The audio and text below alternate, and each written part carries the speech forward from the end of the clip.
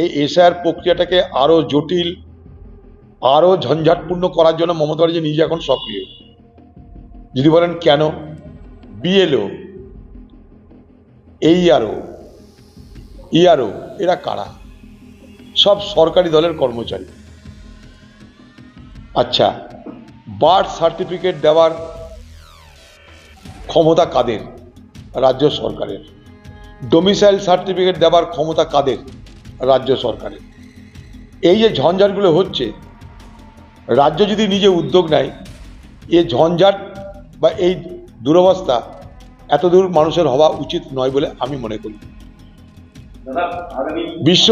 নির্বাচন কমিশন যা প্রক্রিয়া করেছে, সে প্রক্রিয়া তো শুরু থেকে জটিল করে দিয়েছে। সেটা তো আমরা প্রথম দিন থেকে বলেছি, সময় কম, গাদা গাদা কাগজপত্র, মানুষের দুরবস্থার শেষ থাকবে না। প্রথম দিন থেকে রাহুল গান্ধী, কংগ্রেস এটা বলেছে।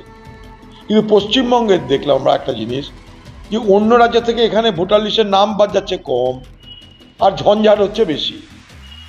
এই ঝঞ্ঝাটগুলো তৈরি করার ব্যবস্থা কিন্তু তৃণমূলের পক্ষ থেকে করা হচ্ছে। মানুষের মধ্যে ক্ষোভ তৈরি করো, এবং সেই ক্ষোভ নিরসনের জন্য বাংলার মুখ্যমন্ত্রী দিদি তিনি ত্রাণ কর্ত্রী, সেটা প্রমাণ করো। এই খেলাটা আমরা আগামী দিনে আশা করি বুঝতে পারবো। তো বলছে যে নির্বাচন কমিশন যে ঝঞ্ঝাটটা পাকাচ্ছে, এগুলো যে হতে পারে আমরা আগেই বলে দিয়েছিলাম। কিন্তু পশ্চিমবঙ্গের মুখ্যমন্ত্রী সেটা না শুনে তিনি প্রথমে ধমকালেন এসআইআর করতে দেব না। তিনি তখন কোর্টেও যাননি, বিধানসভাতেও যাননি। সারা পশ্চিমবঙ্গে দারুণভাবে এসআইআর করে দিলেন দিদি। তার জন্য নির্বাচন কমিশন তাকে প্রশংসাও করলো, বললো না পশ্চিমবঙ্গে কাজ হয়েছে। সারা পশ্চিমবঙ্গে, সারা ভারতবর্ষ থেকে সব থেকে কম ভোটার লিস্টের লোকের নাম বাদ গেছে। দিদি সে ক্রেডিটটাও নিতে থাকছে, কারণ দিদির দলের কর্মচারীরাই তো নিয়েছে দায়িত্ব। আমি একটা জিনিস কিছুতে বুঝতে পারছি না, আজকে সরকারি যে ব্যবস্থা, সেই সরকারি ব্যবস্থা থেকে সমস্ত কর্মচারীকে নির্বাচন কমিশন কিন্তু হায়ার করেছে। তারাই কিন্তু তৃণমূলের লোক, তারাই এই এসআইআর করছে। তার সঙ্গে তৃণমূলের নেতা মন্ত্রী শান্তির আছে। বিডিও অফিসে বসে বসে সব এসআইআর হচ্ছে, এনুমারেশন হচ্ছে, পার্টি অফিসে বসে এনুমারেশন হচ্ছে। কিন্তু সবাই দেখেছে এখানটায় কি হবে, কোনো পার্টির কোনো নেতা আসতেই পারে। এখন ব্যাপারে যে বাংলার এই মুর্শিদাবাদের লোকরা রুটি রুজি, বেকারত্ব জ্বালায় বাইরের রাজ্যে চলে যাচ্ছে, বাইরের দেশে চলে যাচ্ছে, সেখানে তাদের অত্যাচারের শিকার হতে হচ্ছে। তাদের মৃত্যুর পর সেই মৃতদেহ পরিবার তাদের বাড়িতে ফিরিয়ে আনতে পারছে না, অর্থের অভাবে, টাকার অভাবে। আর এই খোকাবাবুরা এক একটা সভা করছে কোটি কোটি টাকা খরচা করে।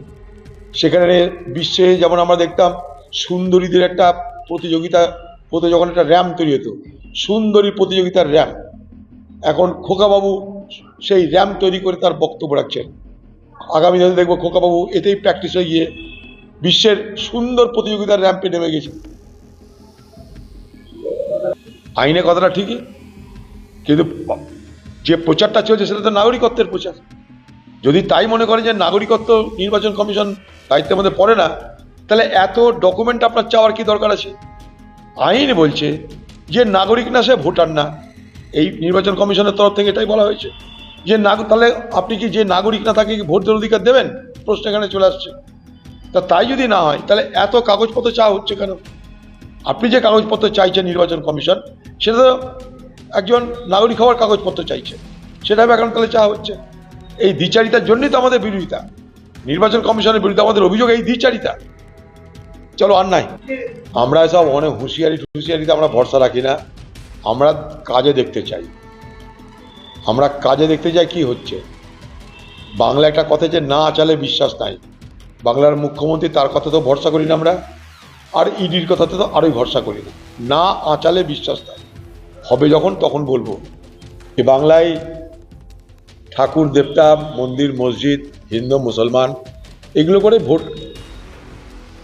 নির্বাচনী বৈতরণী পার হতে হবে, এই সিদ্ধান্ত নিয়েছে টিএমসি, এই সিদ্ধান্ত নিয়েছে বিজেপি। বিজেপি তো মন্দিরের রাজনীতি করেই, নতুন করে টিএমসিকে দেখছি খুব আগ্রাসী ভূমিকায় মন্দির এবং ধর্মস্থানের রাজনীতি করছে।